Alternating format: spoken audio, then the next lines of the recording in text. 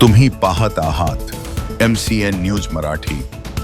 निकेश खाटमोडे पाटील यांनी वाशिम जिल्ह्याचा पोलीस अधीक्षक पदाचा पदभार स्वीकारल्यापासून जिल्ह्यामध्ये गुन्हेगारी प्रवृत्तीला आळा घालण्यात पोलीस प्रशासनाला बऱ्यापैकी यश आलं आहे। पोलीस विभागाकडून कायदा व सुव्यवस्था अबाधित राहण्यासाठी जिल्ह्यातील अवैध दारू, जुगार, गुटखा तसेच शस्त्र अधिनियम प्रकरणी कार्यवाही करून गुन्हेगारांमध्ये वचक निर्माण करण्याचे कडक निर्देश देण्यात आले आहेत।